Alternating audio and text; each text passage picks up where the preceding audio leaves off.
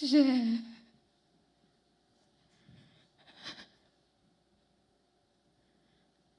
suis comme paralysée. Pas capable de m'en aller, je sais pas quoi faire. Je m'appelle Clara. J'ai 16 ans et depuis trop longtemps, je fais que fixer des étoiles.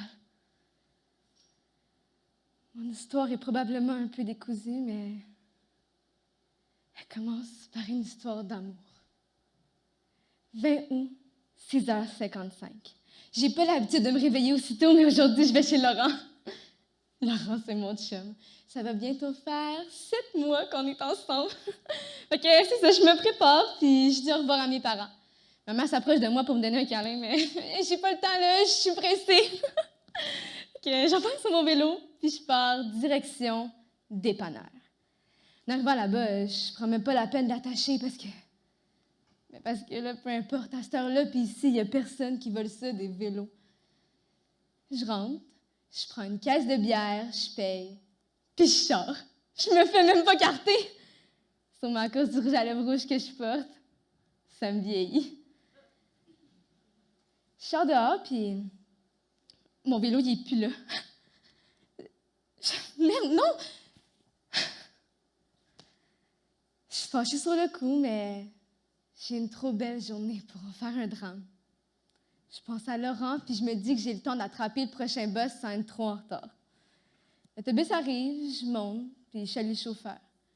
C'est un homme dans la cinquantaine, il porte un manteau noir, une casquette rouge. Il parle avec une vieille dame assise à l'avant. Je m'assois au fond de l'autobus, je chante mes écouteurs, puis je m'endors. Je suis tellement fatiguée, j'ai passé toute la nuit à choisir ce que j'allais porter pour Laurent. Bref, je rêve à mon chum qui allait me trouver belle. Je me réveille enfin, puis je suis toute seule dans l'autobus, avec le chauffeur. Lorsqu'il me voit debout, il s'approche, il m'explique que je m'étais endormie puis qu'il ne voulait pas me réveiller. Non, c'est parce que Laurent m'attend. Il est quelle heure? Je suis où? Il réussit à me calmer puis il me propose de venir me reconduire chez mon chum. Je sais plus quoi faire, j'ai plus d'autres options, fait. Je dis oui. Je donne l'adresse puis on part. C'est là qu'il me demande si j'ai soif. Quand même pas vous mentir, fait que je dis oui. Il sort un jus de son sac, je commence à boire et plus rien. Blackout total! Je peux pas vous dire ce qui s'est passé, je m'en souviens plus. Tout ce que je sais, c'est qu'après, je me réveille seule. Je suis attachée à une chaise en bois franc, devant un mur couvert d'étoiles jaunes. J'ai les mains et les pieds attachés. Il fait noir. Pas assez pour rien voir, mais juste assez pour que ça fasse peur.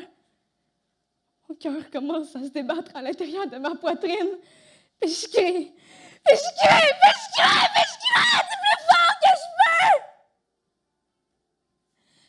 Mais rien. Absolument rien. Personne m'entend. Ou du moins, personne vient m'aider.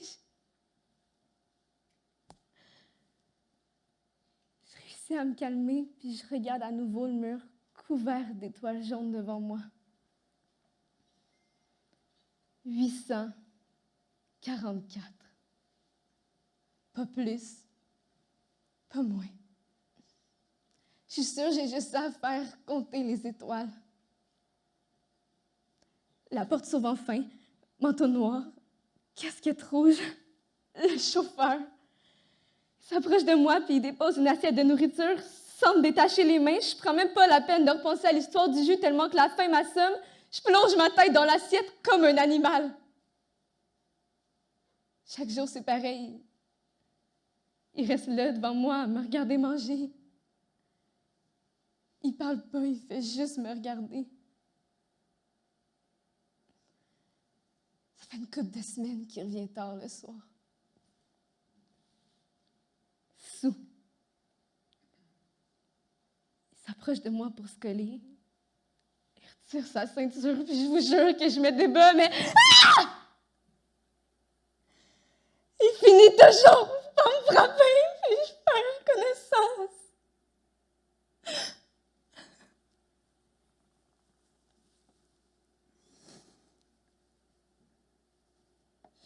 Je me demande souvent si c'est la première fois que les étoiles assistent à ce genre de situation-là. Est-ce que je suis la seule? Est-ce qu'il y en a eu d'autres avant moi? Aujourd'hui, il revenait encore plus sous que d'habitude. Il prend une chaise, puis devant moi, il s'assoit. Il parle pas, il fait juste me regarder. On dirait qu'il hésite. Que ça se bat dans sa tête. Puis sans avertissement, il se lève. Il détache mes mains, mes pieds. Ça y est, c'est sûr, il va me tuer. Il sort un fusil de sa poche, puis il pointe vers sa tempe. Ah!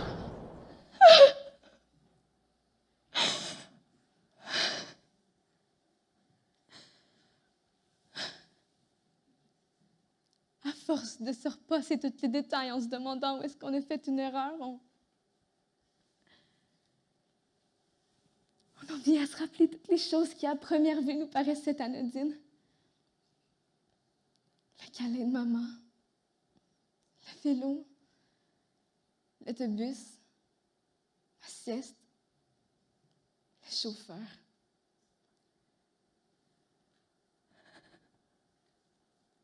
Avoir su. Si vous voyez ma mère, dites-lui que je m'en viens.